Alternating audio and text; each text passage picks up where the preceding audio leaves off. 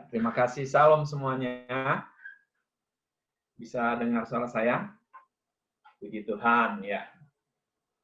Ya, pertama-tama saya mau sampaikan selamat Natal, selamat hari Natal buat kita semua. Ya, untuk keluarga besar New Life yang kami kasihi, kiranya damai Natal selalu ada di hati kita. Amin. Terlebih lagi kita akan masuk sebentar lagi ya, masuk di tahun 2021. Luar biasa Tuhan memelihara kita sepanjang tahun ini. Seperti ujian tadi, Dia memelihara kita, Dia mengenyangkan kita. Ya, puji Tuhan. Ya, kita akan memasuki tahun yang baru. Saya ingat satu kata Yosua waktu dia akan memasuki tanah Kanaan, firman Tuhan berkata, kuatkanlah dan teguhkanlah hatimu. Ya, janganlah kecut dan tawar hati, sebab Tuhan Allahmu menyertai engkau kemanapun engkau pergi. Saudaraku, Allah kita adalah Allah yang menyertai. Amin. Saya bersyukur hari ini bisa Tuhan percayakan lagi kesempatan untuk bisa sharing dengan saudara, berbagi pada sore hari ini. Saya percaya semua karena kebaikan Tuhan. Amin. Terima kasih juga saudara sudah bergabung, hadir pada sore hari ini. Saya juga percaya bahwa semua karena Tuhan yang mengatur semua, yang memberikan saudara hati untuk menghadir ibadah sama-sama, walaupun melalui Zoom. Amin, saudara. Saudaraku yang dikasih oleh Tuhan, bukan secara kebetulan kita berada di penghujung tahun ini, di bulan ini, kita disuguhi oleh satu tema, yaitu Immanuel. Saya percaya ini bukan suatu kebetulan buat setiap kita, yang artinya Allah menyertai kita. Berulang-ulang di bulan ini kita dengar bagaimana Allah menyertai orang-orang yang dikasihinya. Bagaimana Allah menyertai orang-orang yang berharap kepadanya. Bagaimana Allah menyertai mereka yang percaya kepadanya. Pada saat sore hari ini saya ingin kita baca satu ayat pengantar, ya, yang terdapat di dalam Matius 1 ayat yang ke-23. Ayat ini adalah ayat yang sudah sering kita dengar dalam bulan ini, ya. Matius 1 ayat 23. Dikatakan begini. Sesungguhnya anak darah itu akan mengandung dan melahirkan seorang anak laki-laki, dan mereka akan menamakan dia Immanuel, yang berarti Allah menyertai kita. Haleluya. Allah menyertai kita. Saudaraku yang dikasihi oleh Tuhan, Allah menyertai kita bukan berarti tidak ada lagi masalah dalam hidup kita. Ini dulu kita garis bawahi secara bersama-sama, kita samakan persepsi kita tentang Allah Immanuel. Bahwa Allah Immanuel itu, Allah yang menyertai kita, bukan berarti tidak ada lagi masalah dalam hidup kita. Orang yang sudah tidak punya masalah ketika dia hidup di dunia ini, artinya dia sudah meninggal, sudah mati. Orang mati nggak punya masalah lagi. Amin, saudara? Tapi justru karena ada masalah itulah, ya, baru terlihat bagaimana kuasa Allah, kuasa Tuhan itu menyertai kita. Jadi, ketika kita masih hidup di dunia ini, pasti ada masalah. Tapi di tengah-tengah masalah itu, kuasanya bekerja dengan luar biasa bagi mereka yang percaya kepadanya. Amin, saudara. Nah, kalau kita pelajari kisah-kisah dari para tokoh Alkitab, saudara yang dikasihi oleh Tuhan, mereka semua mengalami masalah. Nggak ada yang nggak mengalami masalah. Semua mengalami masalah. Tapi justru karena ada masalah itulah terlihat bagaimana Tuhan menyertai mereka. Bapak, Ibu, saudaraku yang dikasihi oleh Tuhan, kalau kita ingat kisah dari Yusuf, bagaimana saudara-saudaranya membencinya, menjualnya, bahkan dia menjadi budak di Mesir, lalu dipercayakan masukkan dalam penjara. Saudara, itu adalah suatu permasalahan bagi seorang Yusuf. Tapi di tengah-tengah itu, dia mengalami proses itu. Tuhan mengangkat Yusuf menjadi orang penting pengambil keputusan, penguasa di Mesir. Bukan cuma Yusuf, ada Musa yang kita baru dengar di anak NLC kemarin, bagaimana Musa didemo oleh Korah dan 250 orang pemimpin. Tetapi di tengah-tengah itu Tuhan membela Musa. Ya. Ada Gideon yang mengalahkan 350.000 tentara musuhnya. Gideon hanya berapa? 300 orang. Luar biasa ya. Kita sudah belajar tentang Gideon. Bagaimana dia disertai Tuhan. Hanya dengan 300 orang mengalahkan 135.000 tentara lawannya. Hal yang mustahil. Tetapi itulah Allah yang menyertai. Ada siapa lagi? Ada Daud. Daud, orang yang mengalahkan Goliat yang sangat ditakuti oleh bangsa Israel, oleh tentara Israel. Tapi Daud mengalahkan. Ketika dia menang, setelah mengalahkan, dia menjadi musuh daripada Saul. Dia dikejar-kejar untuk dibunuh. Bahkan Daud itu sebetulnya adalah mantu daripada Saul. Tetapi Saul ingin membunuh dia. Tetapi lihat, cara Tuhan luar biasa memelihara Daud. Daud dipelihara dan akhirnya dia harus menggantikan Saul menjadi raja. Saudaraku, ada lagi siapa? Ada janda Sarfat yang miskin, yang hanya satu ikan dari tepung yang dia punya untuk buat roti. Tapi karena ketaatannya pada perkataan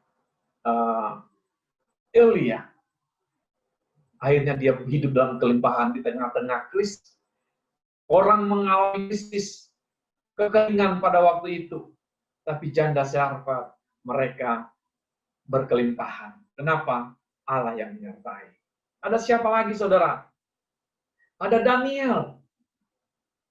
Daniel yang 3 kali berdoa sehari harus masuk ke gua singa. Tetapi Tuhan menyertai Daniel. Siapa lagi? Sadrak, Mesak, dan Abednego. Ketika semua orang sujud menyembah patung itu, mereka tetap berdiri tegak. Kenapa? Karena mereka menggantungkan, mempercayai Allah mereka. Allah nenek moyang mereka, Allah Abraham, Ishak, dan Yakub. Di tengah-tengah situasi seperti itu, mereka harus dimasukkan ke dalam dapur api yang menyala-nyala. Bahkan dipanaskan 7 kali lipat. Namun apa yang terjadi? Tuhan menyertai mereka. Haleluya. Allah menyertai mereka. Saudaraku yang dikasihi oleh Tuhan, ada banyak lagi tokoh-tokoh dalam Alkitab. Mereka punya masalah, tetapi Tuhan menolong mereka. Tuhan menyertai mereka. Nah, hari ini saudaraku yang dikasihi oleh Tuhan, saya ingin sharing juga salah satu tokoh ya yang tidak kalah penting dengan mereka yang saya sebutkan tadi. Mereka adalah Maria dan Yusuf. Maria adalah seorang yang melahirkan Yesus yang disebut Immanuel. Ya. Dalam Yesaya 9 ayat yang ke-6 dikatakan bahwa lambang pemerintahannya ada di atas bahunya dan namanya disebutkan orang penasehat ajaib, Allah yang perkasa, Bapa yang kekal, Raja damai. Luar biasa saudaraku, Yesus dikatakan penasehat ajaib, Allah yang perkasa, Bapa yang kekal, Raja damai. Tadi kita telah baca dalam Matius 1 ayat 23 bahwa sesungguhnya anak darah itu mengandung dan melahirkan seorang anak laki-laki dan mereka menamakan dia Immanuel yang berarti Allah menyertai kita. Kita tahu yang dimaksud dengan perempuan yang mengandung anak darah itu ya adalah Maria. Maria mengandung dan melahirkan seorang anak yang disebut Immanuel yang berarti Allah menyertai. Oh, haleluya. Saudara, kita akan belajar dari Maria dan Yusuf sebagai keluarga yang mendapat karunia Allah untuk mengasuh dan membesarkan Yesus yang disebut Immanuel itu. Maria yang mengandung Immanuel, yang berarti Allah menyertai, bukan berarti bahwa Maria bebas dari masalah. Tapi justru Maria sedang dalam masalah yang besar. Kenapa Maria sedang dalam masalah yang besar? Kita akan belajar sama-sama hari ini. Di dalam Lukas 1 ayat yang ke-26 sampai dengan 28, ya. Lukas 1 ayat 26 sampai dengan 38, saya akan baca secara cepat. Ya. Bagaimana kita akan melihat bagaimana Maria bersikap ketika ia dalam masalah yang ia alami. Dikatakan begini, Lukas 1 ayat 26 mulai dikatakan begini. Dalam bulan yang ke-6, Allah menyuruh malaikat Gabriel pergi ke sebuah kota di Galilea yang bernama Nazaret. Kepada seorang perawan yang bertunangan dengan seorang bernama Yusuf dari keluarga Daud. Nama perawan itu Maria. Ketika malaikat itu masuk ke rumah Maria, ia berkata, "Salam hai engkau yang dikaruniai, Tuhan menyertai engkau." Maria terkejut mendengar perkataan itu lalu bertanya dalam hatinya, "Apakah arti salam itu?" Kata malaikat itu kepadanya, "Jangan takut, hai Maria, sebab engkau beroleh kasih karunia di hadapan Allah. Sesungguhnya engkau akan mengandung dan akan melahirkan seorang anak laki-laki, dan hendaklah engkau menamai dia Yesus. Ia akan menjadi besar dan akan disebut Anak Allah yang Maha Tinggi. Dan Tuhan Allah akan mengaruniakan kepadanya takhta Daud, bapa leluhurnya. Dan ia akan menjadi raja atas kaum keturunan Yakub sampai selama-lamanya, dan kerajaannya tidak akan berkesudahan." Kata Maria kepada malaikat itu, "Bagaimana hal itu mungkin terjadi? Karena aku belum bersuami." Jawab malaikat kepadanya, "Roh Kudus akan turun atasmu dan kuasa Allah yang Maha Tinggi akan menaungi engkau. Sebab itu anak yang akan kau lahirkan itu akan disebut Kudus, Anak Allah. Dan sesungguhnya Elisabet anakmu itu, ia pun sedang mengandung seorang anak laki-laki pada hari tuanya. Dan ini bulan yang ke-6 bagi dia yang disebut mandul itu. Sebab bagi Allah tidak ada yang mustahil." Kata Maria, "Sesungguhnya aku ini adalah hamba Tuhan. Jadilah padaku menurut perkataanmu itu." Lalu malaikat itu meninggalkan dia. Luar biasa, saudara. Ketika malaikat datang kepada Maria, Maria belum menikah secara sah. Menurut adat istiadat orang Yahudi. Maria hanya sedang bertunangan dengan Yusuf. Dan dikatakan masih perawan. Saudaraku, ini adalah suatu resiko bagi Maria. Suatu resiko yang terlalu besar, terlalu berbahaya. Sebagai orang Yahudi, Maria tahu betul hukumnya. Bagaimana orang yang telah bertunangan, lalu kemudian berselingkuh, apalagi sampai hamil. Resikonya terlalu besar. Ini adalah masalah besar. Ini sangat berbahaya bagi Maria. Tetapi saudaraku, kita melihat bagaimana sikap Maria. Ya. Apa resikonya? Pertama, ia tahu bahwa Yusuf tidak akan percaya akan perkataannya. Mana mungkin bisa hamil kalau tidak ada selingkuh? Segala argumen Maria bisa tidak masuk akal. Mana ada orang hamil oleh karena Roh Kudus. Mungkin kalau kita ada saat itu juga kita akan nggak percaya, saudara. Dan kemungkinan besar Yusuf akan memutuskan dan meninggalkan dirinya. Sekalipun Maria sangat mencintai Yusuf. Yusuf tahu, ya, Maria tahu bahwa ini adalah perkara yang Sulit baginya untuk menceritakan kepada Yusuf. Kedua, Maria harus menanggung malu. Bukan hanya dia, tapi keluarga besarnya. Karena dituduh dan dianggap sebagai wanita murahan yang telah berselingkuh dengan pria lain, padahal sudah bertunangan dengan Yusuf. Bahkan sampai hamil di luar nikah.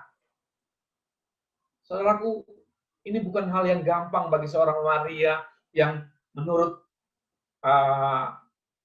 tafsiran perkiraan bahwa Maria saat itu berumur 18 tahun. Ya, masih muda, saudaraku. Ini bukan hal yang gampang. Yang ketiga, bisa saja ia dihukum mati karena dianggap berzina. Ini suatu resiko yang sangat besar, suatu resiko yang mengancam dirinya, sangat tragis. Tetapi Maria tidak menghiraukan dirinya. Wow! Apa yang dia katakan? Ia dengar apa kata firman. Maria dengar apa kata firman Tuhan dan ia berkata, sesungguhnya aku ini adalah hamba Tuhan. Jadilah padaku menurut perkataan. Luar biasa, saudaraku. Ini adalah perkataan yang Tuhan senang. Dikatakan Maria berkata, sesungguhnya aku ini adalah hamba Tuhan. Jadilah padaku menurut perkataan itu. Lukas 1 ayat yang ke-38. Saudaraku yang dikasih oleh Tuhan, mari kita mau belajar di tengah-tengah situasi yang seperti ini. Kita mau berkata, sesungguhnya aku ini adalah hamba Tuhan. Jadilah padaku menurut perkataan. Dalam kondisi, dalam situasi seperti itu, dalam keadaan genting, Maria menyerahkan hidupnya kepada Tuhan. Maria mendengar firman Tuhan. Hari-hari ini, saudara, kita perlu lebih banyak lagi mendengar firman Tuhan. Amin, saudara. Sama-sama bilang, aku mau banyak dengar firman Tuhan. Kenapa, saudara? Karena iman itu timbul karena mendengar firman. Kita lihat Roma 10 ayat 17, dikatakan, jadi iman timbul dari pendengaran dan pendengaran oleh firman Kristus. Saudaraku, kalau yang kita dengar adalah berita-berita yang mencemaskan, maka yang muncul dalam hati kita adalah rasa khawatir. Yang muncul ketakutan. Dan kita akan lupa bahwa ada Allah Immanuel yang menyertai kita. Saudaraku yang dikasih oleh Tuhan, hari-hari ini kita perlu banyak mendengar firman Tuhan. Sama-sama bilang, aku mau banyak mendengar firman Tuhan. Ya, kenapa saudara? Dunia saat ini tidak begitu stabil lagi. Barusan kita dengar bahwa di Inggris telah ditemukan, WHO umumkan bahwa virus corona sudah lebih ganas lagi, multiplikasi 2 kali lebih cepat menyerang. Kalau itu yang terus-terus kita dengar, itu akan membuat iman kita runtuh. Itu akan membuat kita ciut. Itu akan membuat kita tidak berdaya. Tapi belajarlah untuk dengar firman Tuhan seperti Maria. Banyaklah dengarkan firman Tuhan. Dunia tidak semakin bagus. Tapi kita perlu tetap yakin dan percaya akan Allah kita, yaitu Allah Immanuel yang menyertai kita. Amin.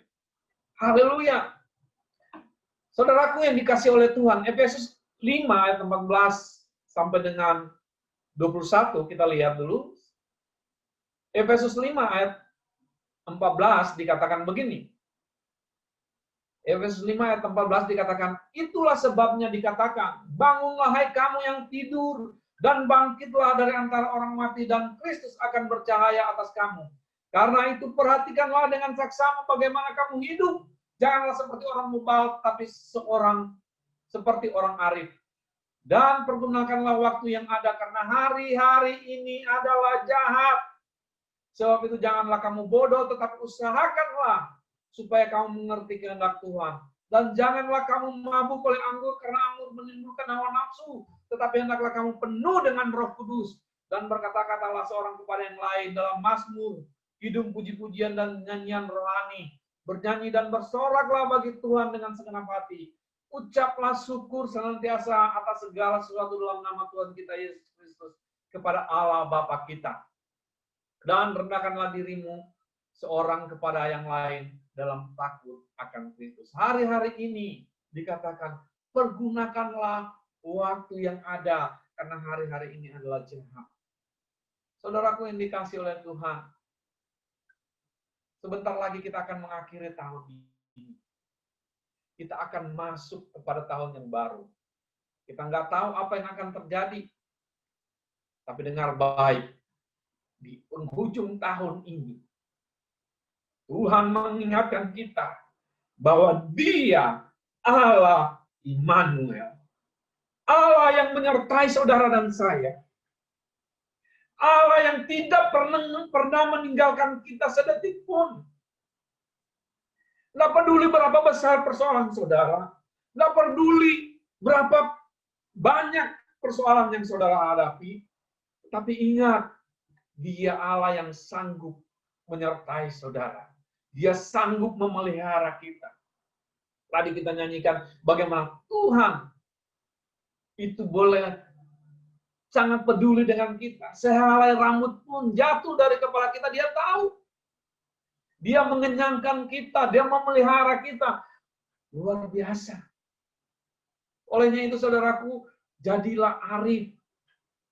Ya, dengar firman Tuhan. Dengar firman Tuhan. Lewat apa? Lewat persekutuan doa. Lewat ibadah. Lewat waktu-waktu kita sering renungkan firman Tuhan. Bahkan dikatakan siang dan malam renungkan firman Tuhan. Sehingga firman itu menjadi rema dalam hidup kita. Waktu firman itu menjadi rema dalam hidup kita. Apapun yang kita alami, apapun yang kita hadapi, kita akan kuat berjalan. Sebab kita tahu Tuhan menyertai kita. Dia bukan Allah pembohong. Dia bukan Allah berdusta. Dia sungguh-sungguh menyertai saudara dan saya. Kita lihat tadi bagaimana Maria mengalami masalah. Ada banyak masalah waktu dia berkata, bagaimana hal itu mungkin terjadi? Di satu sisi nggak mungkin Yusuf begitu dengan mudahnya percaya kepada dia. Di sisi lain ancaman, kematian, mungkin dirajam dengan batu sampai mati. Tapi dia berkata, aku ini hamba Tuhan. Jadilah padaku menurut perkataanmu. Biarlah kita mau belajar akan hal ini. Bahwa sesungguhnya kita ini hamba Tuhan. Dan jadilah pada kita apa yang Tuhan mau. Amin, saudara. Amin. Belajar. Dengar firman Tuhan. Sekali lagi dengar firman Tuhan. Jangan bosan-bosan dengar firman Tuhan. Ikuti ibadah. Sebab ibadah itu ada untungnya, saudaraku. Kita lihat lagi dalam Efesus 6 ayat 10. Ya. Efesus 6 ayat yang ke-10 sampai dengan 18. Saya baca secara tepat, saudara boleh memperhatikannya. Dikatakan begini. Akhirnya, hendaklah kamu kuat dalam Tuhan, di dalam kekuatan kuasa-Nya. Bagaimana kita bisa kuat dalam Tuhan kalau kita tidak sering dengar firman? Bagaimana bisa kita kuat dalam Tuhan kalau nggak ada firman dalam hidup kita? Oleh sebab itu belajar hari ini dengar baik. Kita memasuki tahun 2021. Dengar firman Tuhan. Kenakanlah seluruh perlengkapan senjata Allah supaya kamu dapat bertahan melawan tipu muslihat iblis. Hari-hari ini iblis tidak mau kalah. Dia berusaha untuk tipu kita dengan menakut-nakuti kita, Tapi hari ini dengar baik. Tuhan adalah Allah Immanuel yang menyertai saudara dan saya. Dia tidak pernah meninggalkan saudara dan saya. Yakinkan diri saudara bahwa ada Allah Immanuel. Perjuangan kita bukanlah melawan darah dan daging, tetapi melawan pemerintah-pemerintah, penguasa, melawan penghulu-penghulu dunia yang gelap ini, melawan roh-roh jahat di udara. Perjuangan kita bukan melawan darah dan daging, tetapi melawan tipu muslihat iblis. Ayat 13, sebab itu ambillah seluruh perlengkapan senjata Allah, supaya kamu dapat mengadakan perlawanan pada hari yang jahat itu, dan tetap berdiri sudah kamu menyelesaikan segala sesuatu. Jadi berdirilah tegap, berikat pinggangkan kebenaran, dan berbaju sirahkan keadilan. Kakimu berkasutkan kerelaan untuk memberitakan Injil damai sejahtera. Dalam segala keadaan pergunakanlah perisai iman, sebab dengan perisai itu kamu akan dapat memadamkan semua panah api si jahat. Dan terimalah ketepung keselamatan dan pedang roh, yaitu firman Allah. Dalam segala doa dan permohonan berdoalah setiap waktu di dalam roh, dan berjaga-jagalah di dalam doamu itu dengan permohonan yang tak putus-putusnya untuk segala orang kudus. Saudaraku yang dikasih oleh Tuhan, berdirilah tegak, berikat pinggangkan kebenaran, berbaju sirahkan keadilan, berkasutkan kerelaan untuk memberitakan Injil damai sejahtera. Dalam segala keadaan pergunakan perisai iman. Kita tahu tadi bahwa iman itu datang hanya oleh mendengar firman Allah. Saudaraku yang dikasihi oleh Tuhan, jangan jemu-jemu, jangan malas-malas untuk baca firman, untuk merenungkan firman, untuk dengar firman Tuhan. Jangan biarkan telinga kita ini mendengar segala sesuatu yang jahat-jahat, mendengar berita-berita yang mencemaskan. Nggak penting. Fokus pada firman Tuhan. Waktu fokus kita pada firman Tuhan, setiap ada apa berita-berita yang mencemaskan, kita akan kuat. Amin. Kita akan kuat. Kenapa? Disitulah Tuhan bekerja lewat firman yang kita dengar. Tuhan meneguhkan firman-Nya dalam hidup kita. Saudaraku yang dikasihi oleh Tuhan, di tengah-tengah situasi sulit yang dialami Maria, dan dalam ketaatannya pada perkataan firman Tuhan, Tuhan sungguh-sungguh menyertainya. Immanuel itu menyertai Maria. Haleluya. Saudara, kita coba lihat Matius 18 dengan 2. Matius pasal 1 ayat 18 sampai dengan 25. Dikatakan begini. Matius 1 ayat 18 dikatakan, kelahiran Yesus Kristus adalah seperti berikut. Pada waktu Maria ibunya bertunangan dengan Yusuf, ternyata ia mengandung dari Roh Kudus. Sebelum mereka hidup sebagai suami istri. Karena Yusuf suaminya seorang yang tulus hati dan tidak mau mencemarkan nama istrinya di muka umum, ia bermaksud menceraikannya dengan diam-diam. Tetapi ketika ia mempertimbangkan maksud itu, malaikat Tuhan nampak kepadanya dalam mimpi dan berkata, Yusuf anak Daud, janganlah engkau takut mengambil Maria sebagai istrimu, sebab anak yang di dalam kandungannya adalah dari Roh Kudus. Ia akan melahirkan anak laki-laki dan engkau akan menamakan dia Yesus, karena dialah yang akan menyelamatkan umatnya dari dosa mereka. Hal itu terjadi supaya genaplah yang difirmankan Tuhan oleh Nabi. Sesungguhnya anak darah itu akan mengandung dan melahirkan seorang anak laki-laki, dan mereka akan menamakan dia Immanuel, yang berarti Allah menyertai kita. Sesudah bangun dari tidurnya, Yusuf berbuat seperti yang diperintahkan malaikat Tuhan itu kepadanya.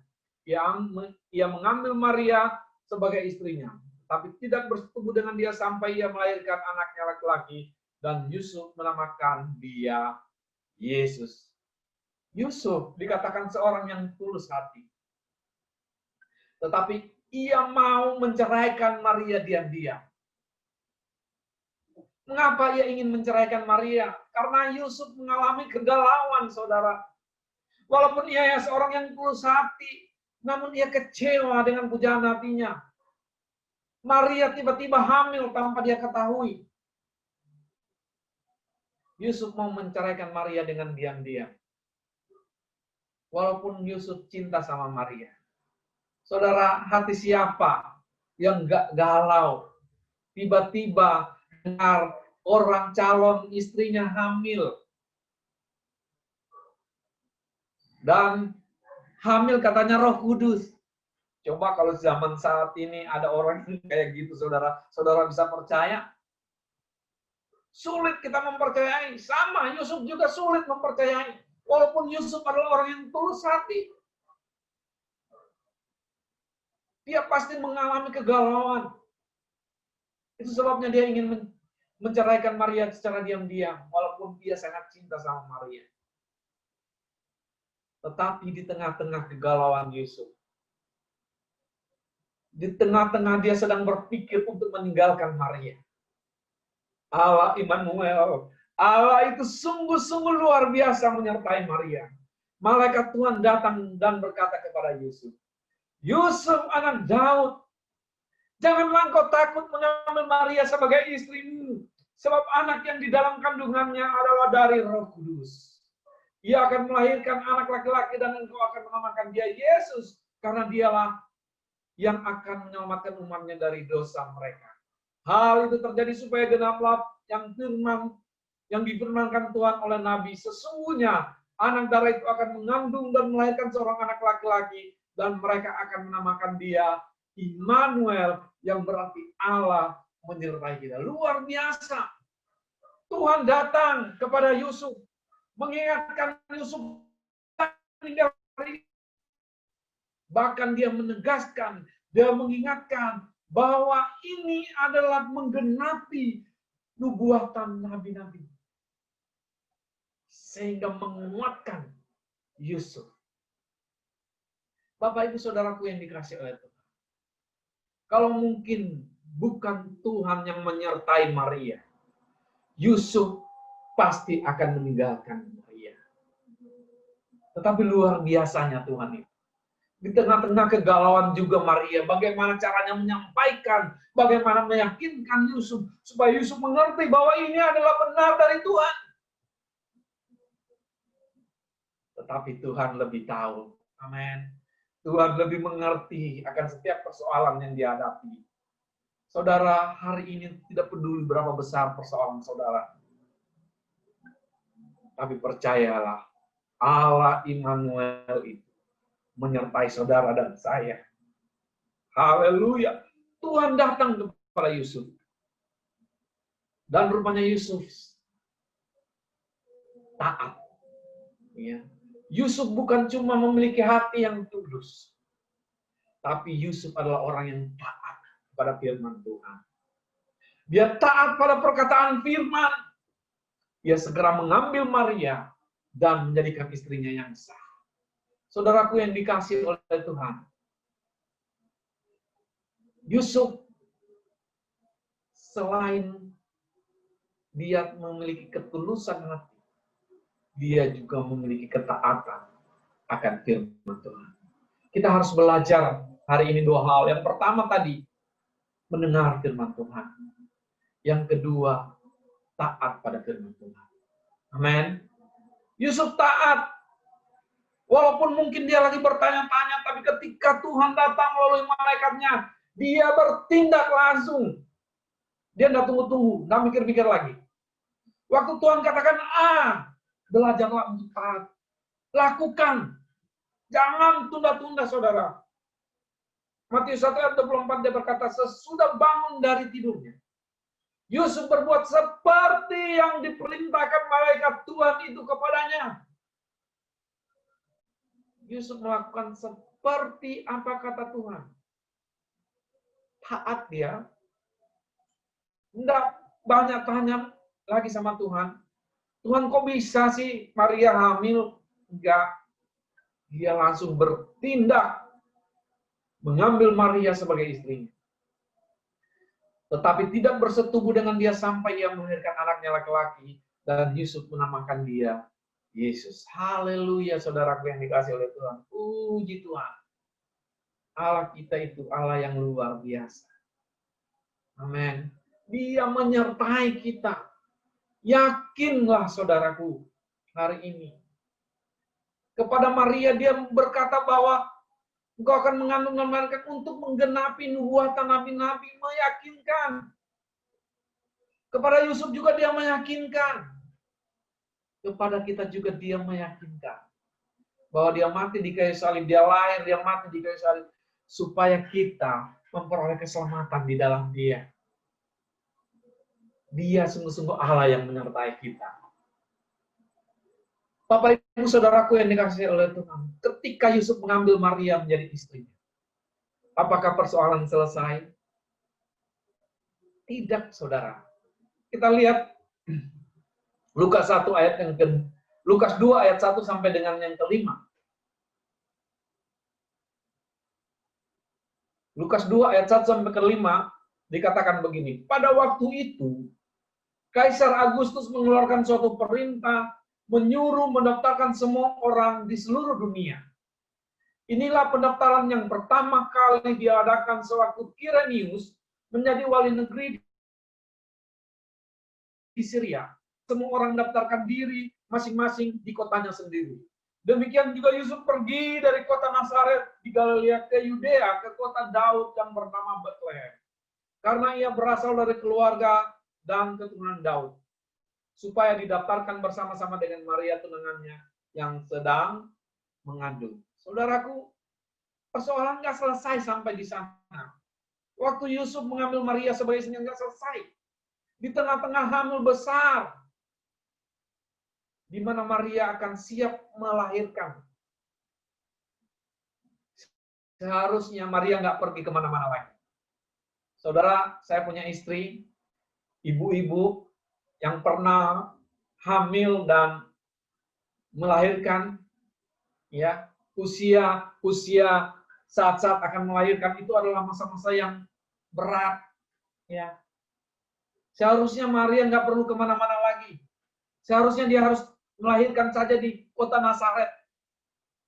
Tetapi tiba-tiba mereka harus ke kota Betlehem untuk mencatatkan diri mereka dalam pencatatan sipil yang diperintahkan Kaisar Agustus.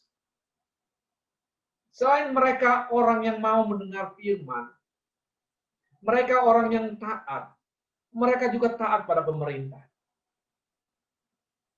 Mereka pergi meninggalkan Nazaret dan ke Betlehem dalam keadaan hamil besar.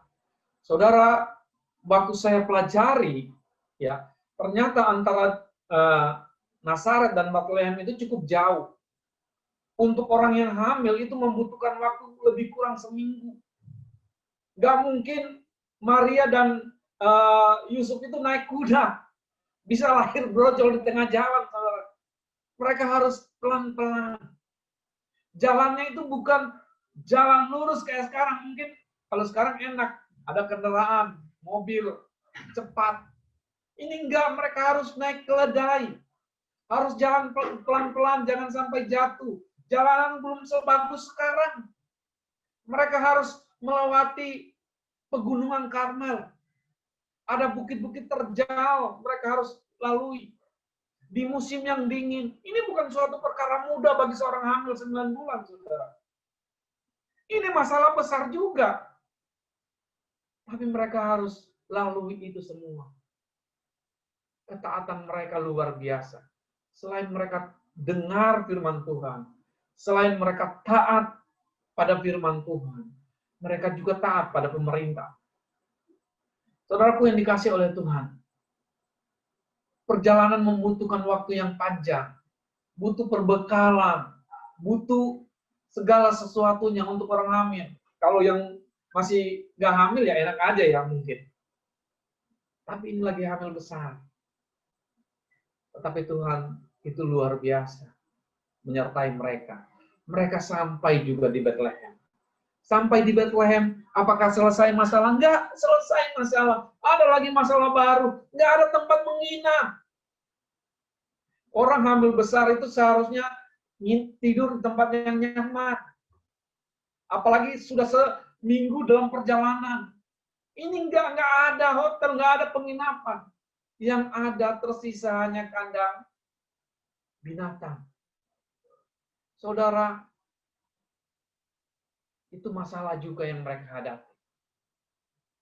Tetapi Maria dan Yusuf taat, saudaraku.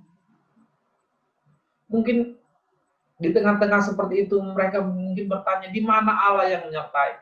Kalau kita mungkin yang ngalami itu, kalau saya yang ngalami itu, mungkin saya akan berkata, di mana Allah Immanuel itu? Yang dikatakan Raja Damai, Penasehat Ajaib, Tuhan Allah yang perkasa. Toh hidupnya begini sengsara.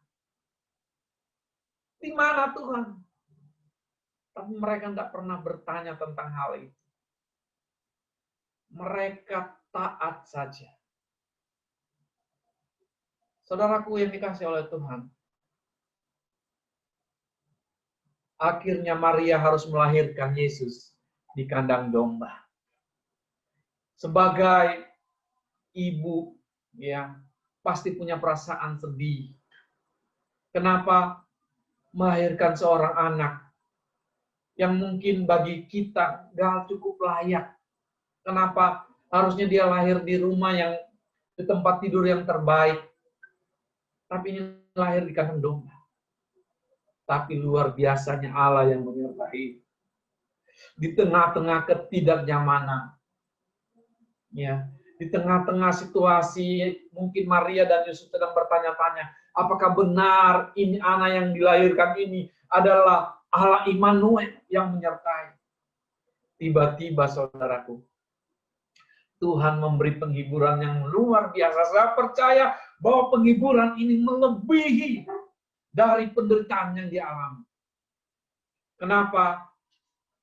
Para malaikat datang kepada gembala dan menyampaikan kabar sukacita.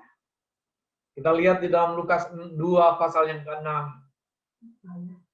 Lukas pasal 2 ayat 6 sampai dengan 19 dikatakan begini. Ketika mereka di situ, tibalah waktunya bagi Maria untuk bersalin. Dan ia melahirkan seorang anak laki-laki, anaknya yang sulung. Lalu dibungkusnya dengan lampin dan dibaringkannya dalam palungan. Karena tidak ada tempat bagi mereka di rumah penginapan. Di daerah itu ada gembala-gembala yang tinggal di padang menjaga kawan ternak mereka pada waktu malam. Tiba-tiba berdirilah seorang malaikat Tuhan di dekat mereka dan memuliakan Tuhan. Dan kemuliaan Tuhan bersinar meliputi mereka.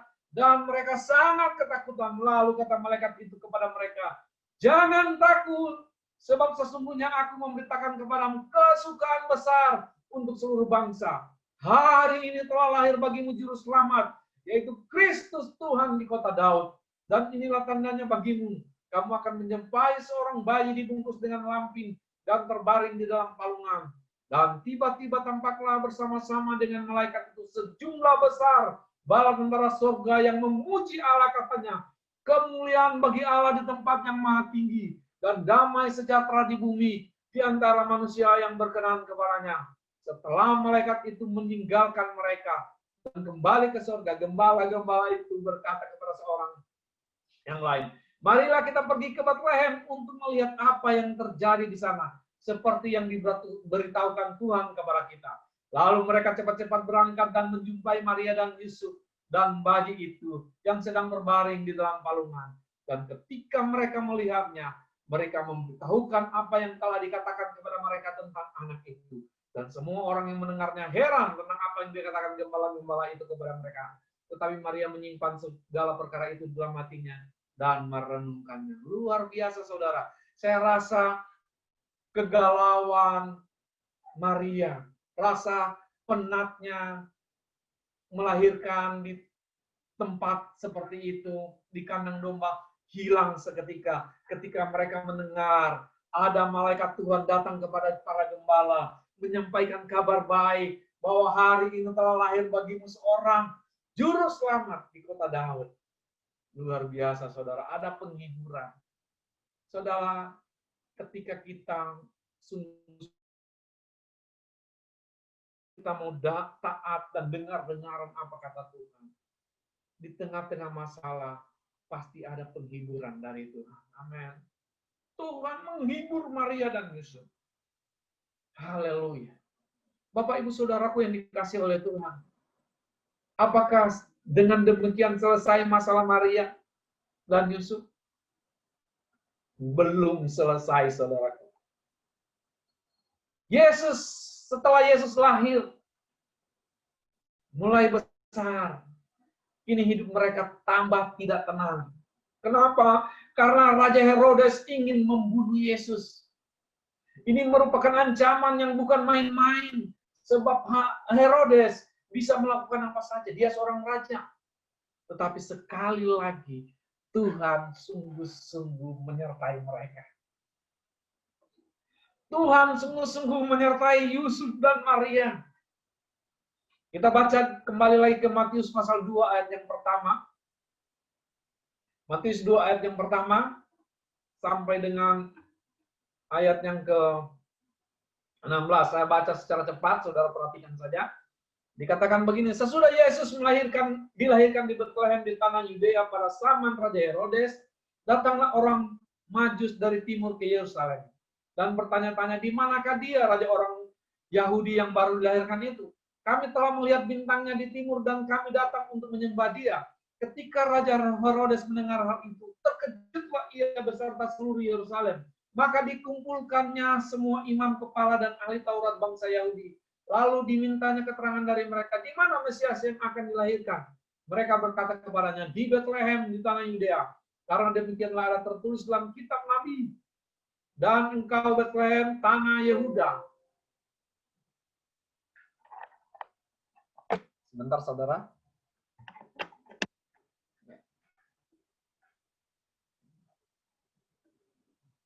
Dikatakan, maka dikumpulkan, mereka berkata kepadanya ayat 5.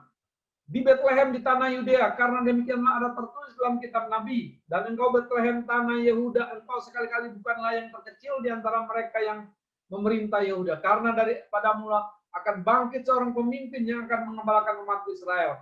Lalu dengan diam-diam Herodes memanggil orang Majus itu dan dengan teliti bertanya kepada mereka, bila mana bintang itu nampak? Kemudian ia menyuruh mereka ke Betlehem, katanya, pergi dan selidikilah dengan seksama hal-hal mengenai anak itu, dan segera kamu menemukan dia, kabarkanlah kepadaku supaya aku datang menyembah dia.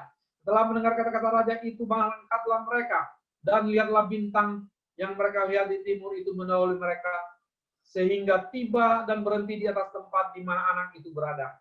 Ketika mereka melihat bintang itu, sangat bersukacitalah mereka. Maka masuklah mereka ke dalam rumah itu, dan melihat anak itu bersama Maria ibunya, lalu sujud menyembah dia.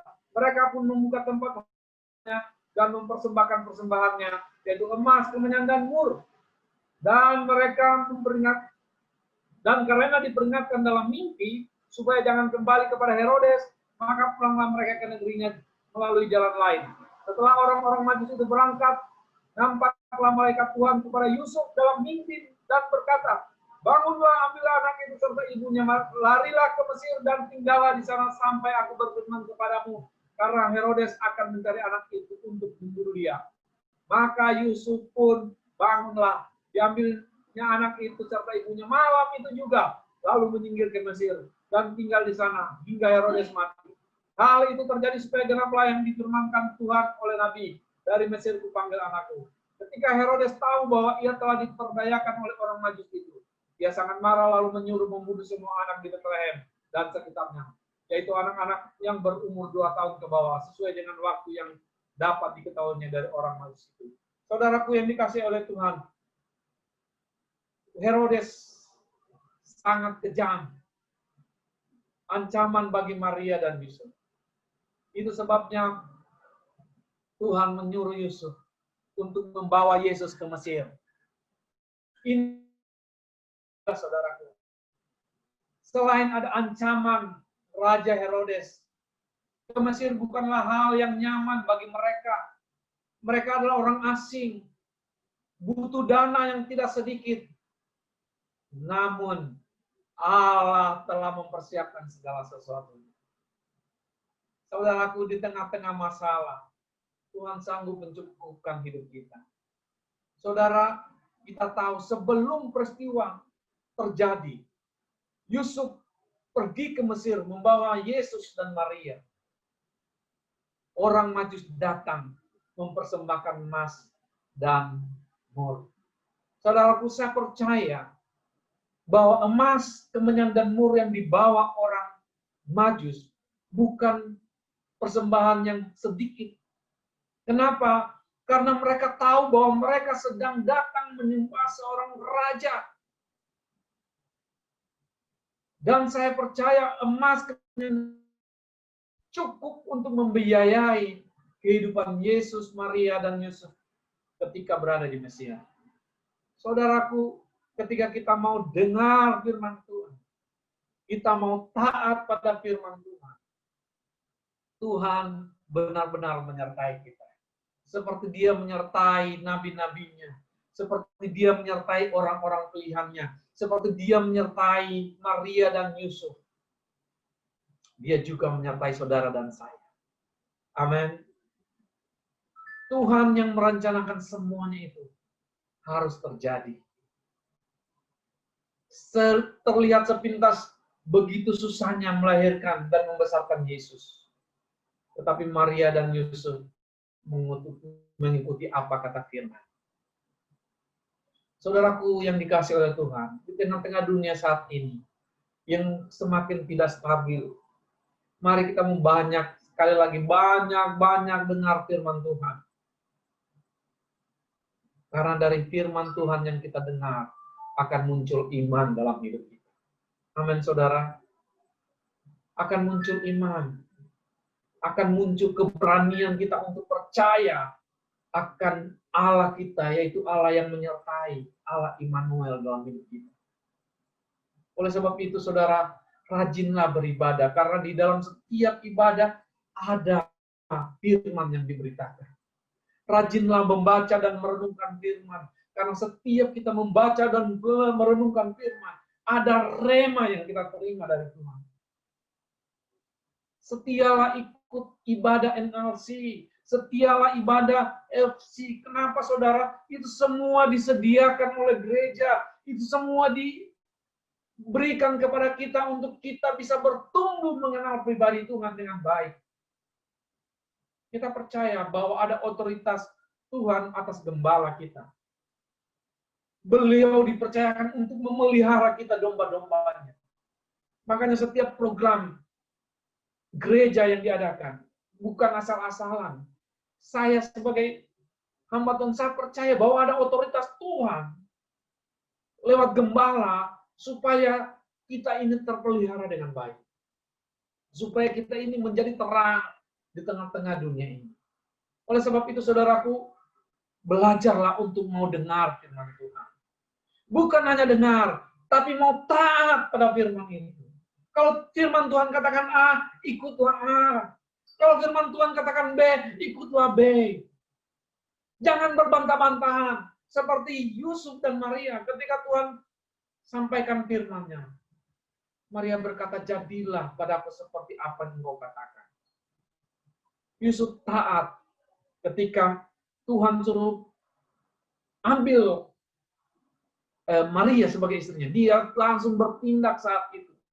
Ketika Yusuf dibawa-bawa pergi Yesus, saat itu juga dia langsung pergi. Nggak tunggu-tunggu. Ketaatan kita dalam pada firman Tuhan akan menolong kita di hari-hari yang serba tanda kutip sulit ini, saudara. Kita harus membangun iman kita. Amin. Terus bangun iman kita lewat apa kebenaran firman yang kita dengar. Ketaatan kita pada firman untuk melakukan. Saudaraku yang dikasih oleh Tuhan, Kita perlu beribadah, rajin beribadah. Di dalam 1 Timotius 6 ayat 6 dikatakan, memang ibadah itu kalau disertai rasa cukup, memberi keuntungan besar. Waktu kita ibadah dengan sungguh-sungguh, dengan hati yang tulus, rindu akan firman Tuhan, keuntungannya besar buat setiap kita. Bukan untuk keuntungan Pak Gembala, bukan keuntungan kita. Pak Gembala itu hanya memberikan kita wadah supaya kita itu terus dengar firman Tuhan. Makanya ada banyak ibadah. Mungkin ada yang bosan. Sudah ada ibadah Minggu, ada NLC Selasa, ada doa malam Rabu, ada FC lagi. Mungkin ada yang bosan. Tapi hari ini dengar baik. Kita akan masuk ke tahun 2021. Kita nggak tahu seperti apa. Tapi satu hal sebagai hamba Tuhan saya mengingatkan bahwa Allah yang sama menyertai hamba-hambanya, yaitu Allah Immanuel, Yesus Kristus namanya, juga menyertai kita. Bagian kita mau belajar dengar firman Tuhan. Waktu kita dengar macam-macam yang menakutkan, balik lagi ingat firman Tuhan. Dengar firman Tuhan. Jangan mau digoyahkan. Hari-hari ini jahat, tapi orang yang berlindung kepada Tuhan tidak akan dikecewakan. Amin. Sekalipun kematian yang mengancam kita. Paulus bilang bahwa kematian itu adalah keuntungan bagi kita. Haleluya, ada jangan, makanya jangan takut sebab Dia menyertai kita. Allah Immanuel. Haleluya. Tiada yang mustahil bagi orang percaya. Kita mau belajar taat. Kita mau belajar dengar firman Tuhan. Allah kita bukan Allah yang berdusta. Sekali lagi saya tegaskan, Allah kita bukan Allah yang berdusta. Dia yang berjanji, Dia akan genapi. Dia Allah Immanuel yang menyertai kita sampai selama-lamanya. Terpuji nama Tuhan. Tuhan Yesus memberkati kita semua. Saya kembalikan kepada Pak Gembala. Mari kita berikan kepada bagi nama Tuhan. Saudara, pasti ada perbedaan orang yang disertai Tuhan dan orang yang tidak disertai Tuhan. Orang yang disertai Tuhan, dia punya pengharapan, punya penghiburan, punya pertolongan yang daripada Tuhan. Tapi kalau orang yang tidak disertai Tuhan, orang yang tidak percaya pada Tuhan, dia nggak punya pengharapan apa-apa dalam Tuhan. Kemudian saudara, dua prinsip yang Kofni sampaikan tentang mendengar dan taat ini, jadikan ini prinsip hidup kita. Karena ini hal yang terpenting dalam hidup kita. Taat itu begini, saudara. Banyak orang salah mengartikan tentang kasih karunia Tuhan. Maksudnya begini, kalau Tuhan itu baik, maka Tuhan akan menuruti keinginan saya. Enggak seperti itu. Tuhan baik, Tuhan pun telah memberikan caranya kepada saudara untuk menerima kebaikannya. Makanya kita perlu respon. Kita perlu respon untuk menerima hidup dalam seluruh kebaikan Tuhan. Contoh, Tuhan rindu menyelamatkan kita semua, betul? Tuhan anugerahkan kepada kita keselamatan, betul? Caranya bagaimana? Percaya, menerima Yesus menjadi Tuhan dan Juru Selamat, baru kita selamat. Kalau kita nggak percaya, kita nggak akan selamat. Tuhan menyediakan berkat-berkat-Nya dalam hidup saudara dan saya, betul? Caranya bagaimana untuk saudara menerima semua berkat itu? Saudara perlu mengenal firman. Waktu mengenal firman, kita akan mengenal prinsip ekonomi kerajaan Allah. Maka kita akan menerima. Di sanalah pentingnya ketaatan, saudara. Jadi, sekalipun Tuhan itu baik, Dia penuh kasih karunia dan kebenaran, Dia nggak akan pernah paksa saudara untuk menerima berkat-berkat-Nya. Misalkan contohnya, saya kirim ke Atta hadiah Natal. Saya transfer di banknya Atta lewat bank BCA 1 juta. Saya bilang sama Atta, "Tak, aku sudah transfer ke BCA-mu 1 juta, tolong diambil ya." Nah, kalau Atta nggak mau taat, nggak pergi ke BCA, dia nggak akan dapat 1 juta itu. Apalagi kalau seumur hidup nggak pernah ke BCA-nya untuk ngambil, dia nggak akan pernah dapat. Nah, sama dengan hidup kita. Tuhan tuh sudah berikan prinsip-prinsip hidup supaya kita hidup arif, bijaksana, hidup dalam damai sejahtera, hidup dalam sukacita, hidup dalam kelimpahan dan semuanya. Perlu respon dari kita. Respon dari kita apa? Kita yang pertama dari mendengar akhirnya kita mengetahui janji-janji Tuhan. Yang kedua, dari kita tahu ada janji-janji Tuhan, kita melangkah dengan iman, mengambil janji-janji itu, menerima janji-janji itu. Jadi dengar dan taat ini menjadi hal yang sangat penting dalam hidup kita. Jadikan ini menjadi prinsip dalam hidup kita dan jangan dilewatkan.